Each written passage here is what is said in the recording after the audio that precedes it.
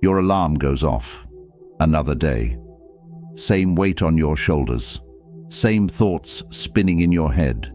Same problems waiting for you like old friends who never leave. And somewhere deep inside, beneath all the noise and distraction, you feel it. That quiet desperation. That knowing that something has to change, but you don't know what or how. Here's what nobody tells you. You've been lied to about your problems. You've been taught that problems are things to solve. Get the right job, find the right person, make enough money, fix this one thing, and then you'll finally be okay. So you spend years chasing solutions. You work harder. You try different strategies. You read books, watch videos, seek advice.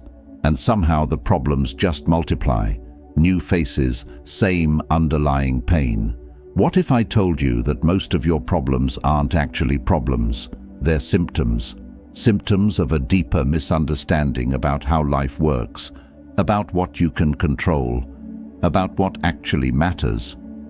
You're trying to fix the branches when the root is what needs attention.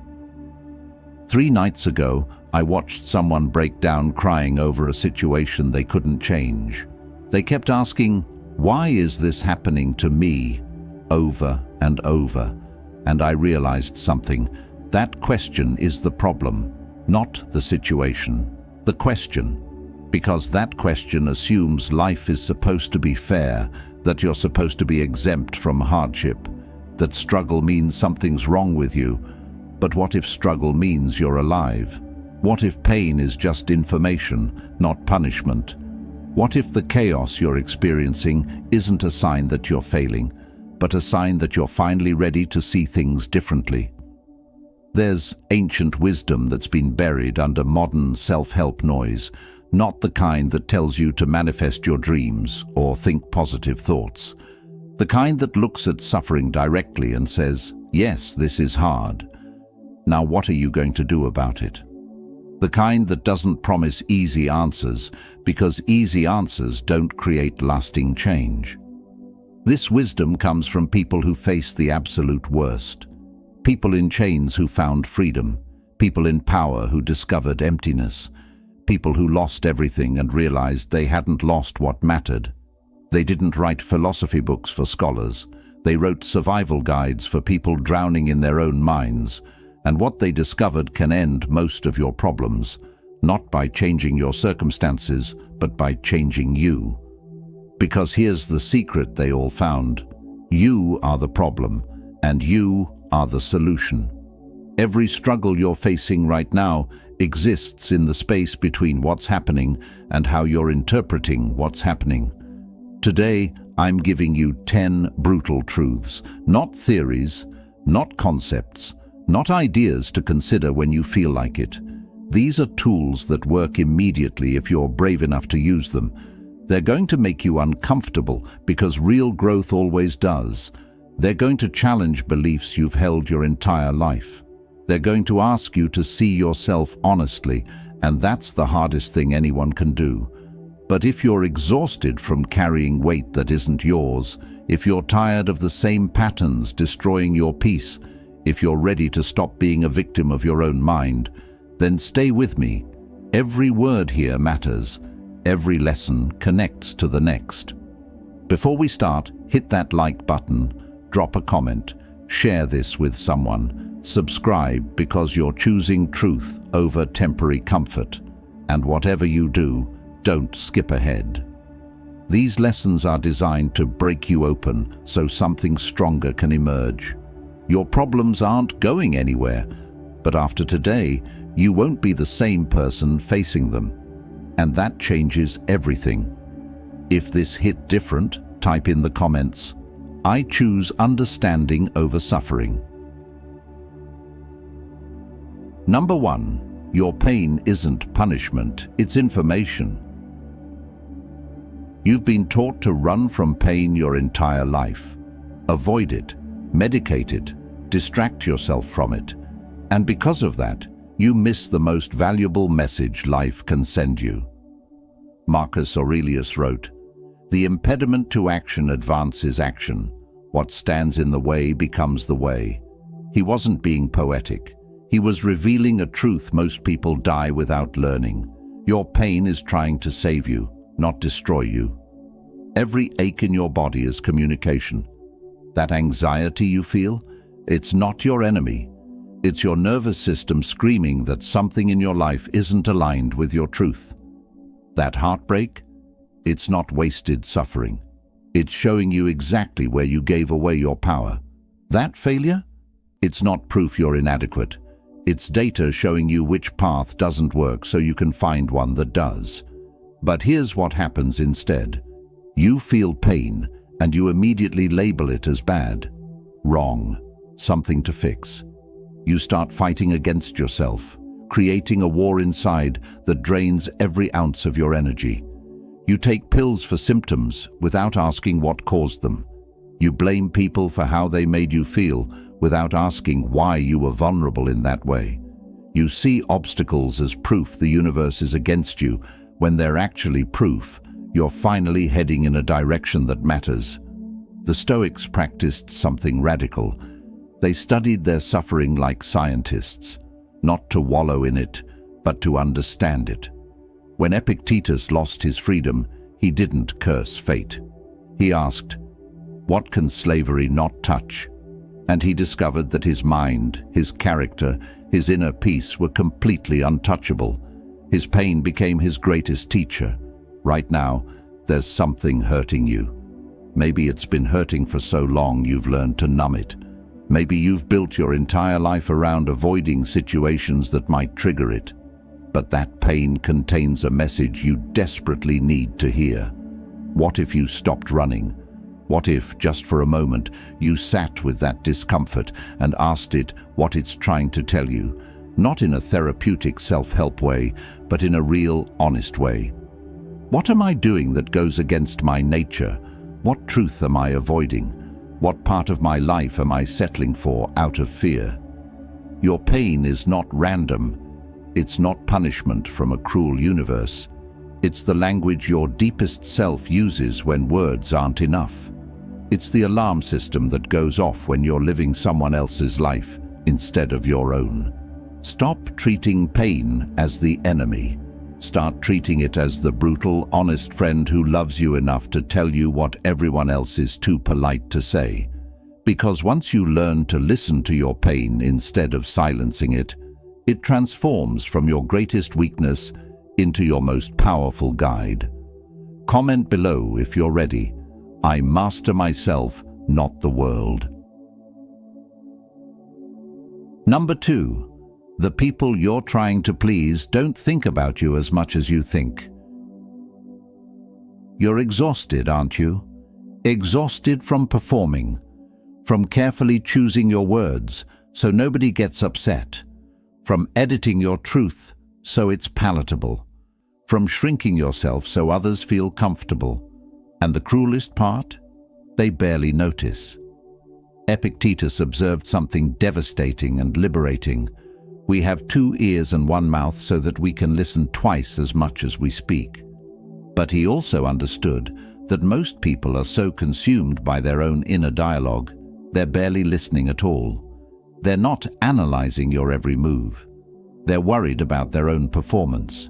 You replay that conversation from 3 days ago, cringing at what you said. They forgot it 3 minutes later.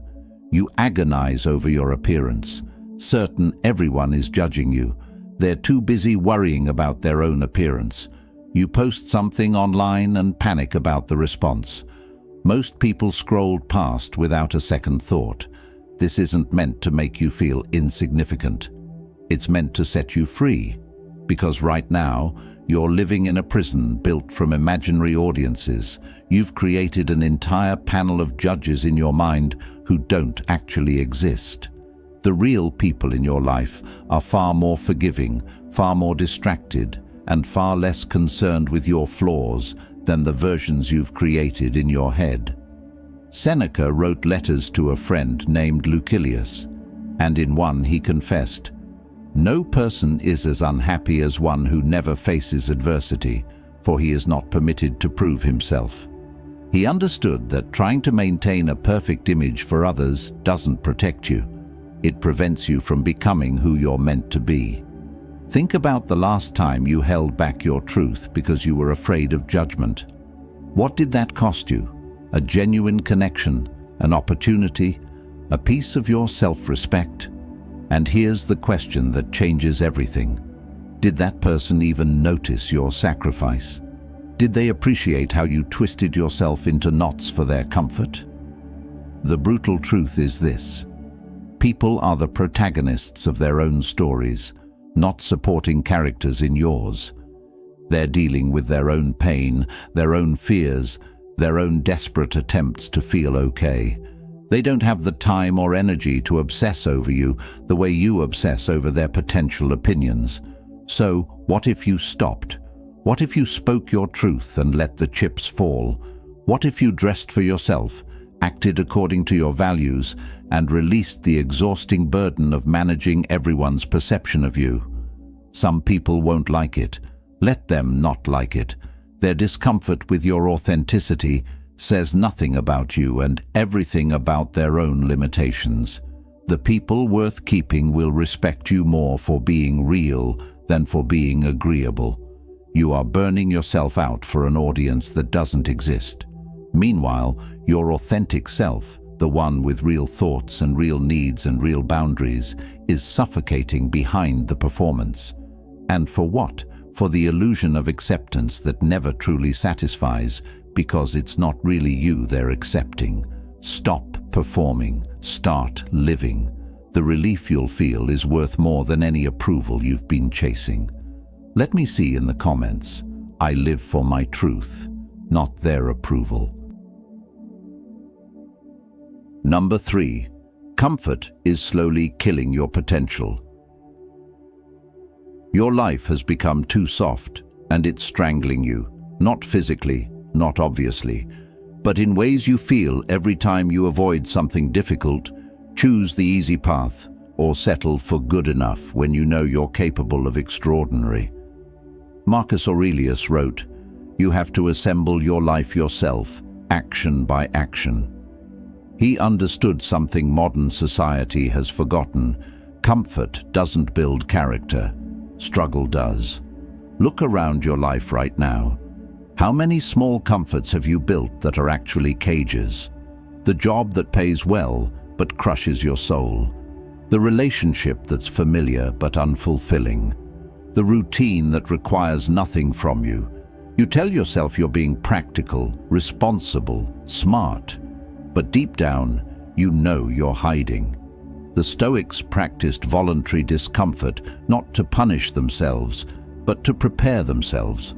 Seneca would regularly live as if he'd lost everything, eating simple food and wearing plain clothes. Why? So that poverty would never have power over him, so that he'd know, in his bones, that he could survive anything. When was the last time you did something that genuinely scared you? Not reckless danger, but meaningful challenge. When did you last push past the point where your mind screams stop into the territory where growth happens? If you can't remember, that's your answer. You've traded your potential for comfort, and comfort is a terrible master. Here's what nobody tells you.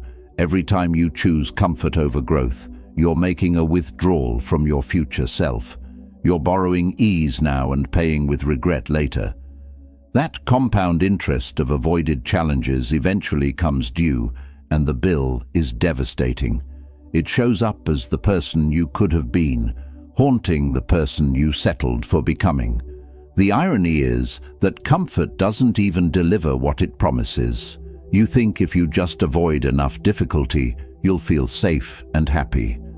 But look at your life. Has avoiding hard conversations made your relationships better? Has staying in the safe job made you more fulfilled? Has protecting yourself from failure made you more confident? The answer is no, because confidence doesn't come from avoiding challenges. It comes from facing them and discovering you're stronger than you thought. Peace doesn't come from having no problems. It comes from knowing you can handle any problem that arrives. Right now, You're capable of so much more than you're demanding of yourself. There's a version of you that's hungry, driven, willing to endure temporary discomfort for permanent growth. But you've been feeding the version that wants to scroll, snack, sleep, and avoid anything that feels hard. What if you started choosing the harder path? Not in everything, not perfectly, but consistently. The harder workout, the difficult conversation, the project that scares you, the discipline that builds slowly. Your potential is suffocating under layers of comfort. It's time to let it breathe, even if the air is cold at first. Because the only thing worse than struggling towards something meaningful is living comfortably with the regret of never trying. Type this if you felt that. I choose growth over comfort every time. Number 4, your thoughts are not facts, they're habits. You believe everything your mind tells you, and that's the source of almost all your suffering. Every anxious thought feels like a prediction. Every critical voice feels like truth. Every fear feels like protection. But here's what the Stoics discovered. Your mind is not a truth-telling machine. It's a pattern-repeating machine. Epictetus made a radical claim that still shakes people awake today. Men are disturbed not by things, but by the views which they take of them. Read that again. Your boss didn't ruin your day. Your thought about what your boss said ruined your day. Your past didn't destroy your present. Your repeated thoughts about your past are destroying your present. Right now, you have thoughts that play on an endless loop. I'm not good enough. People always leave. I'll never figure this out. Something bad is going to happen. You've thought these thoughts so many times they feel like reality. They feel like who you are. But they're not. They're just grooves your mind has worn deep through repetition. Think about a record player. When you play the same song over and over, it wears a groove in the vinyl. Eventually, the needle falls into that groove automatically. Your mind works the same way. The thoughts you've practiced become the thoughts that play automatically, and most people never realize they have any choice in this. Marcus Aurelius reminded himself, "The universe is change. Life is opinion." He was emperor of Rome, yet he knew that his biggest battles weren't with barbarian armies. They were with his own habitual thinking. He had to consciously redirect his mind away from resentment, fear, and bitterness toward acceptance, courage, and wisdom. You've been practicing negative thinking for so long, it's become your default. Someone gives you a compliment, and your automatic thought is, they don't really mean it. You try something new, and your instant reaction is, I'm going to fail. You face a setback, and your mind immediately jumps to, this always happens to me. But here's the truth that will change everything if you let it sink in. Thoughts are optional, not the first thought. That one is automatic, programmed by your history. But the second thought, that's yours. The one where you either believe the first thought or question it. The one where you either follow the familiar groove or carve a new path. When your mind says, I can't do this, you can notice that it's just a thought, an old pattern, a habit, and habits can be changed. You don't have to argue with it or fight it, just recognize it. Ah, there's that thought again, the one I've been practicing for years. And then you can choose a different thought, not a fake positive one, a true one. I haven't done this yet, but I can learn. I've figured out hard things before. This isn't about positive thinking. This is about accurate thinking. It's about recognizing that most of your thoughts are reruns, not news reports. They're echoes from your past, not prophecies of your future. Your mind will keep offering you the same tired thoughts until you consciously start practicing new ones. The thought, I'm broken, has had thousands of repetitions. Maybe it's time to give I'm healing the same amount of practice. The thought, nothing ever works out, has worn a deep groove. Maybe it's time to create a new groove. Some things don't work, and I keep going anyway. You are not your thoughts. You are the awareness that can observe them, question them, and choose which ones to believe. That's the difference between being controlled by your mind and being the master of it. Drop your power statement, I observe my thoughts, I don't obey them. Number 5. You're not waiting for the right time, you're waiting to feel ready. There's something you know you need to do. You've known for weeks, months, maybe years, and you keep telling yourself you'll do it when the time is right. When you have more money, when you feel more confident, when circumstances align perfectly. But here's the brutal truth. You're lying to yourself. Seneca wrote with fury, "It is not that we have a short time to live, but that we waste a lot of it." He saw clearly what most people refuse to see. The right time is a myth we use to avoid the discomfort of action. You think you're being wise by waiting, strategic, patient. But look honestly at your life. How many opportunities have you watched pass by while you waited to feel ready? How many connections have you failed to make because you were preparing to be perfect?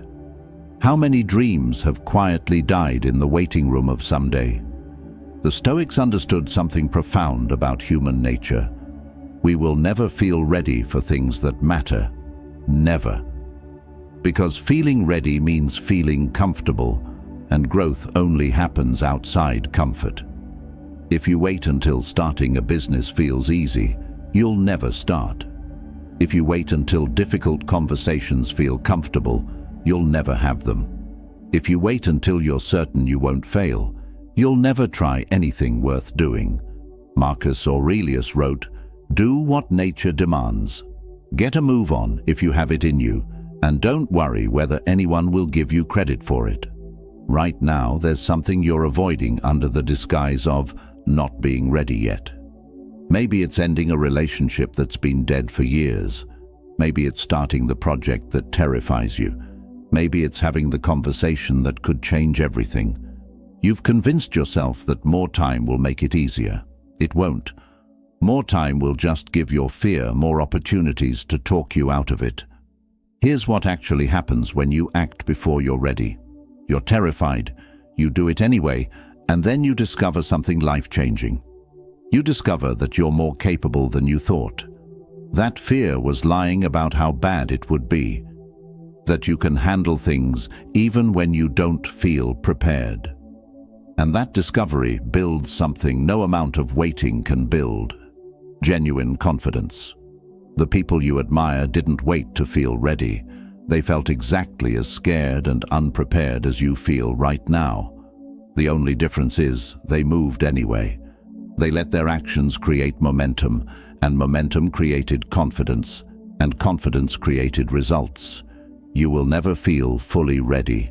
Not for love, not for change, not for risk, not for anything that has the power to transform you. So, stop waiting for a feeling that's never coming.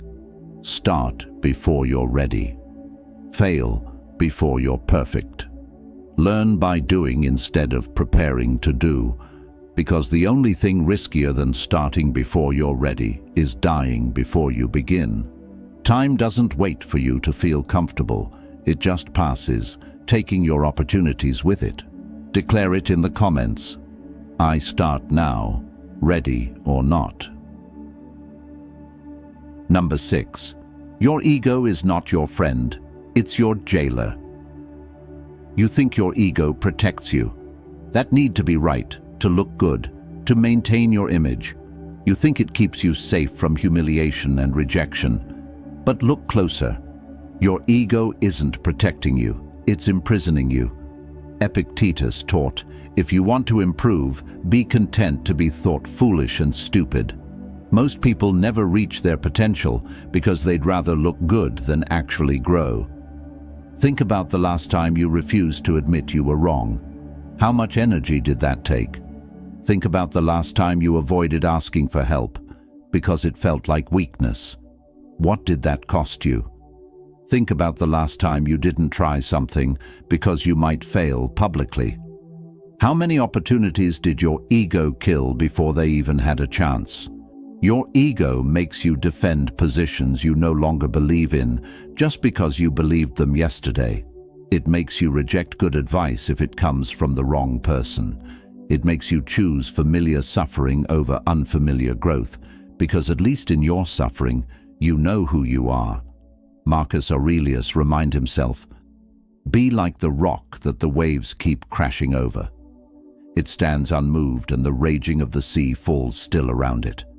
He wasn't talking about external attacks. He was talking about the ego's constant need for validation, recognition, and superiority. Here's what your ego is stealing from you right now: real learning. Because you can't learn when you already know everything. Real connection. Because you can't be vulnerable when you're busy maintaining an image. Real progress. Because you can't take the messy, embarrassing steps required for growth when you're worried about looking foolish. Your ego tells you stories. You're special, so normal rules don't apply to you. Or the opposite, you're worthless, so why even try? Both are lies, and both serve the same purpose: keeping you stuck. Because a stuck person is predictable. A stuck person doesn't have to face the terrifying uncertainty of change. The brutal truth: nobody is thinking about you as much as your ego fears they are. That embarrassing thing you said 5 years ago that still makes you cringe. Nobody else remembers it. That failure you're hiding. Most people are too worried about their own failures to judge yours. Your ego has created an imaginary audience that's far harsher than any real one. What if you let it go? Not all at once, not perfectly, but what if you started choosing truth over image? What if you admitted when you don't know something? What if you apologized without defending yourself? What if you tried things you might fail at? The Stoics called this practicing death of the ego, not literally dying, but dying to the need to be someone impressive, dying to the exhausting performance of maintaining a perfect image. And in that death, something extraordinary happens. You become free to actually live. You can be right, or you can be growing. You can protect your image, or you can become who you're meant to be, but you cannot do both. Your ego demands you choose safety. Your soul demands you choose truth, and only one of those choices leads to the life you actually want. Stop letting your ego veto opportunities because they're not guaranteed victories. Stop letting it keep you small, because being big means being visible. Stop letting it convince you that other people's opinions matter more than your own growth. Your ego is a terrible master, but a useful servant. Let it motivate you sometimes, but never let it make your decisions, because the person your ego is trying to protect doesn't even exist. It's a fictional character you've been exhausting yourself to play, and you deserve to stop performing and start living. Commit below by writing, "I choose growth over image." Number 7. Forgiveness is not for them, it's for you. You're carrying weight that's crushing you, and you think you're being strong. You're holding on to anger, replaying the betrayal, keeping the grudge alive. You tell yourself it's about justice, about not letting them off easy. But be honest, who is this really hurting? Seneca wrote something that cuts through centuries. To be angry is to punish yourself for the wrongs of another. Read that until it hurts. Every minute you spend hating someone who hurt you is a minute they're still controlling you. They've moved on, living their life, and you're still bleeding from a wound they've forgotten they caused. This isn't about them deserving forgiveness. This isn't about reconciliation or pretending it didn't happen. This is about you deciding that your peace matters more than their punishment, because right now you're the one in prison, they're free, and you're the one doing the sentence. The Stoics understood that holding resentment is like drinking poison and expecting the other person to die. It makes perfect sense to your hurt. Your anger feels righteous and justified. But justified anger is still poison. Right or wrong, it's destroying you from the inside while barely affecting them at all. Think about the person who hurt you most. Now think about how much space they take up in your mind. How many times a day do you replay what they did? How many conversations have you had with them in your head where you finally say the perfect thing? How many hours have you spent imagining scenarios where they finally understand how much they hurt you? All that time, all that energy, all that emotional space, gone, wasted, feeding a fire that only burns you. Meanwhile, they're probably not thinking about you at all. They might not even know they hurt you, or worse, they knew and didn't care. Either way, your suffering is changing nothing for them and everything for you. Marcus Aurelius wrote, "The best revenge is to be unlike him who performed the injury." He chose to let the betrayal make him wiser, not bitter, stronger, not harder. Forgiveness doesn't mean saying what they did was okay. It means deciding that what they did will no longer define your life. It means taking back the power you've been giving them every single day through your resentment. It means choosing your future over their past. Here's what happens when you truly forgive. You don't forget. You don't reconcile if it's not safe. You don't become naive. What you do is release the chain that's been connecting you to that painful moment. You stop giving them free rent in your head. You stop letting their worst moment define your every moment. The person who hurt you doesn't deserve your forgiveness. You do. You deserve to sleep without their face haunting your dreams. You deserve to be present in your life instead of trapped in their betrayal. You deserve to stop letting them steal your joy long after they've left. Forgiveness is not weakness. It's the ultimate act of self-preservation. It's you saying, "What you did was wrong, and I'm not going to let it wrong me anymore." It's choosing freedom over being right, peace over punishment. You cannot heal what you refuse to release, and you cannot release what you keep feeding with attention. Claim your freedom in the comments. I release what no longer serves my peace. Number 8. You don't need more time. You need more focus. You say you don't have time, but what you really mean is you don't have priorities. You'll spend 3 hours scrolling through your phone, but claim you can't find 30 minutes to work on your dream.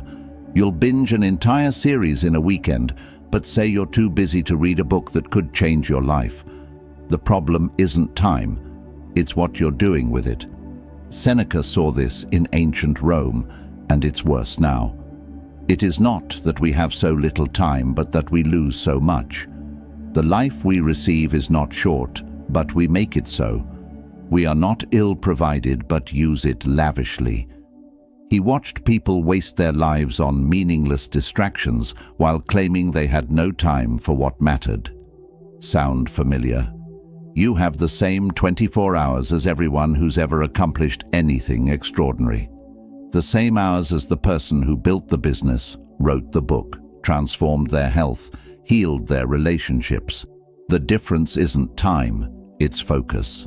It's the brutal honesty to admit where your attention actually goes.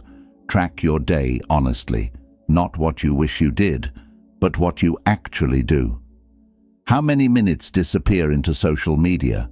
How many hours vanish into news that doesn't affect your life? How many moments are you only half present, mind wandering, attention scattered? You're not living one focused life. You're living 100 distracted half-lives. Marcus Aurelius wrote, "Concentrate every minute like a Roman on doing what's in front of you with precise and genuine seriousness, tenderly, willingly, with justice. Every minute, not when he felt like it, not when inspiration struck. Every single minute mattered, but you're not even present for most of your minutes. You're eating while watching something. You're talking to someone while checking your phone. You're doing important work while 15 tabs pull your attention in different directions. You think you're multitasking. You're actually doing multiple things badly instead of one thing well. Here's the truth that hurts. You have time for everything you truly prioritize. If someone offered you $1 million to work on your goal for 1 hour every day, would you find the time? Of course you would. You'd wake up earlier. You'd cut something else. You'd make it happen. So the question isn't, do I have time? The question is this actually a priority, or just something I wish was a priority? Your attention is the most valuable resource you have. More valuable than money because you can make more money, but you cannot make more time. Every moment you give to distraction is a moment stolen from your actual life. Every notification you respond to is an interruption you allowed. Every tab you keep open is a choice to fragment your mind. What if you protected your focus like you protect your money? What if you were as careful with your attention as you are with your possessions? What if you treated your time as the non-renewable resource it actually is? The Stoics practiced what they called memento mori, remember death. Not to be morbid, but to wake up. You have a limited number of days, a limited number of hours, and right now you're spending them as if they're infinite, as if there will always be tomorrow to start, as if you have time to waste. You don't need more time. You need to stop pretending that scrolling is relaxing, that busy is the same as productive, that distraction is just a small habit. Every unfocused hour is an hour you'll never get back. Every scattered day is a day closer to looking back with regret. Focus is not about doing more, it's about doing less, better. One thing at a time with your full presence. One priority that actually matters instead of 10 priorities that keep you comfortable busy while accomplishing nothing. Your life is happening right now, not later, not when things calm down, right now. And every moment you give to what doesn't matter is a moment stolen from what does. Make this your oath below. I protect my focus like I protect my life. Number 9. Suffering is mandatory, but misery is optional. Pain will find you. Loss will visit you. Failure will knock on your door.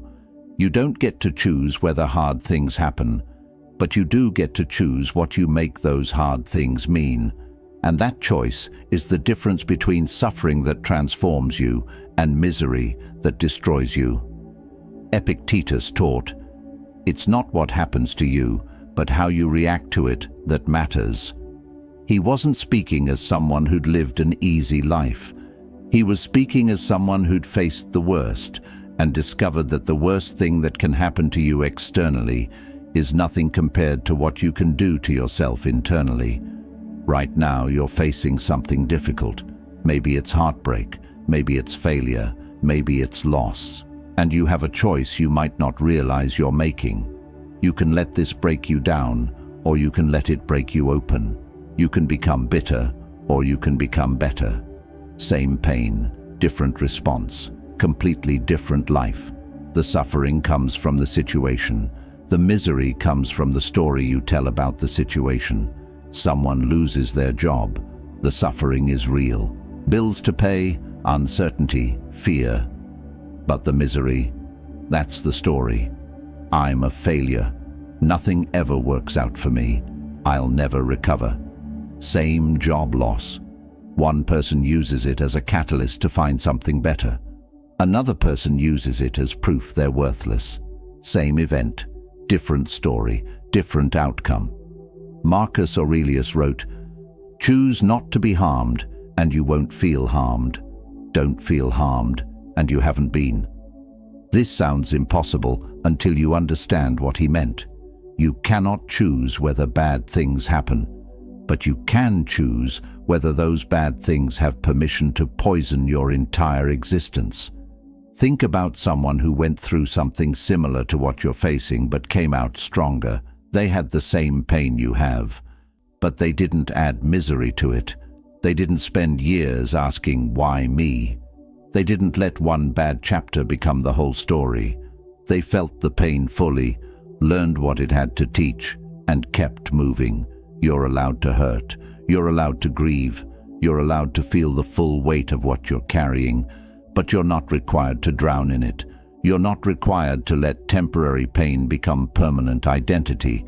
You're not required to turn suffering into a lifestyle. Here's what the Stoics knew that most people miss. Resistance multiplies pain. When you fight against what already is, when you spend energy wishing things were different, when you argue with reality, you take your suffering and turn it into misery. The pain was going to be there anyway. The misery is what you add. What if you stopped resisting, not stopped caring, but stopped fighting against what cannot be changed?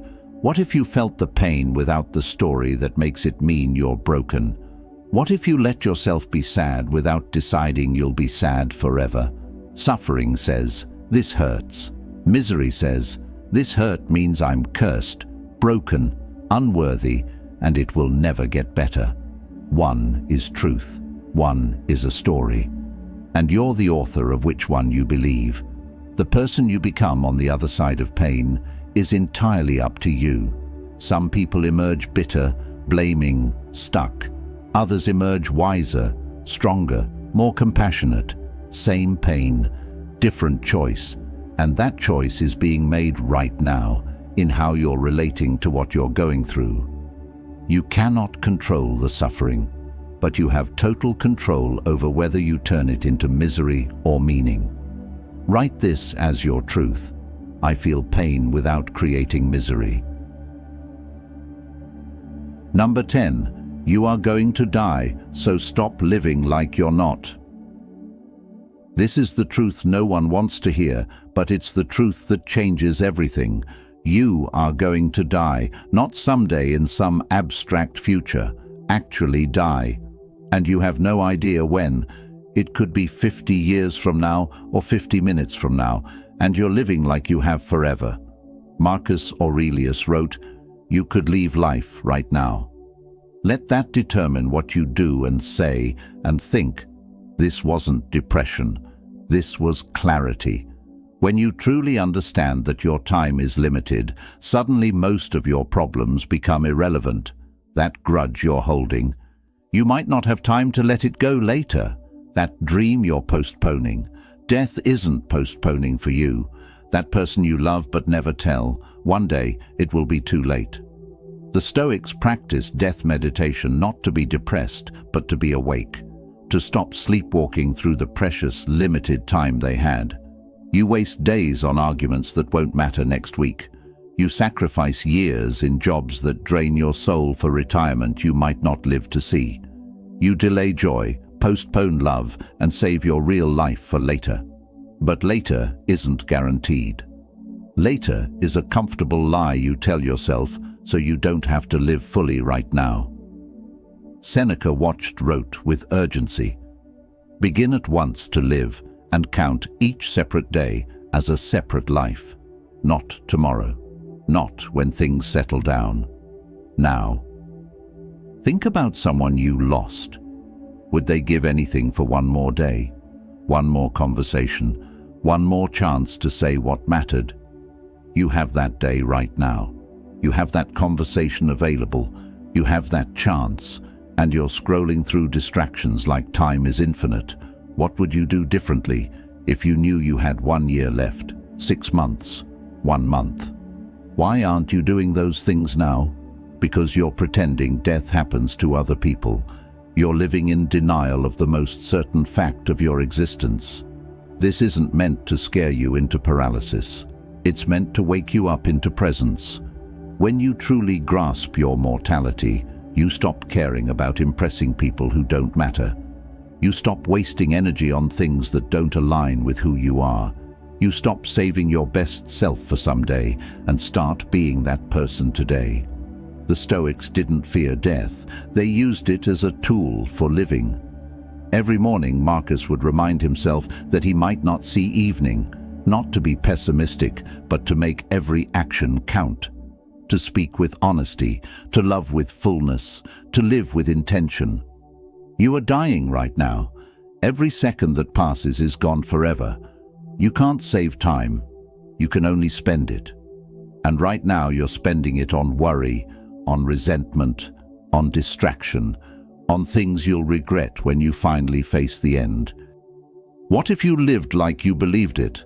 Not recklessly, but authentically. Saying what needs to be said, doing what calls to you, loving without holding back, taking the risks that scare you, because the biggest risk is reaching the end having never truly lived. Your death is coming. That's not the tragedy. The tragedy is dying before you've actually lived. The tragedy is reaching the end with a list of, "I wish I had," instead of, "I'm glad I did." The tragedy is spending your unrepeatable life preparing for a future that never arrives. Stop living like you have forever. You don't. None of us do. And that fact, fully embraced, is the most liberating truth you'll ever face. Your declaration starts here. I live now, not someday. You've heard 10 truths today that most people spend their entire lives avoiding. Not because they're complicated, but because they're uncomfortable. They require you to look honestly at how you've been living and admit that maybe, just maybe, you've been getting in your own way. The Stoics didn't write their philosophy for academic debate. They wrote it for survival, for sanity, for the moments when life strips away everything comfortable and asks who you really are. And what they discovered is this: you have far more control than you think, and far less than you want. But the control you do have is exactly where your power lives. You cannot control what happens, but you can control your response. You cannot control other people, but you can stop living for their approval. You cannot control whether you feel pain, but you can control whether that pain becomes misery. These lessons aren't easy. They're not supposed to be. Easy lessons create comfortable people. Hard lessons create unbreakable people. Right now, you're standing at a choice point. You can close this video and go back to the same patterns that brought you here. Or you can take one lesson, just one, and actually apply it. Not perfectly, not all at once, but genuinely. Your problems won't disappear because you watch this video, but they will transform when you transform how you see them. The obstacles remain, but you become someone who can handle obstacles. If these truths resonated with you, hit that like button right now. Drop a comment with the lesson that hit you hardest. Share this with someone who's ready to hear it. And subscribe, because this channel is for people who choose truth over comfort, growth over stagnation, living over merely existing. The ancient Stoics are gone, but their wisdom survived because it works. Not by making life easier, but by making you stronger than anything life can throw at you. Now go. Live like you mean it. Seal your commitment with these words. I am stronger than my circumstances.